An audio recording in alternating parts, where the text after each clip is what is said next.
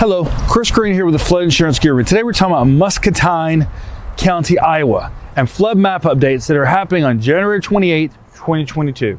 Today we're going to be talking about the overall impact on the community, the amount of properties impacted, the good, the bad, the possibly the ugly. What are your flood insurance options? And what can you do through this whole process?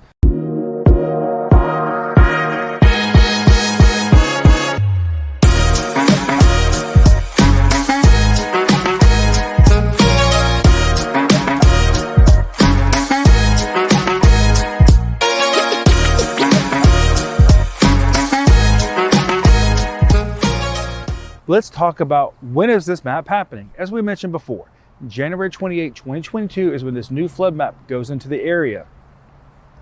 What's going to be the total impact? You've got more than 14,000 properties going to be impacted some way, good or bad. You've got more than 3,400 properties that are staying in a special flood hazard area.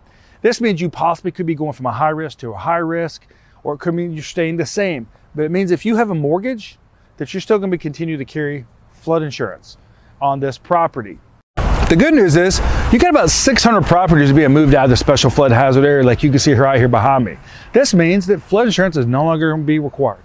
That could be great news for your property values. However, Iowa has showed us that there is a history of flooding throughout the state, especially during spring runoff. So it's important that you do keep this flood insurance in place. Even though it's not required, you still need it there to protect yourself. Now, what about properties moving into this area? Well, that's going to be more than 240 properties locally in Muscatine County, Iowa. This means that if you have a mortgage, you're now going to be required to carry flood insurance.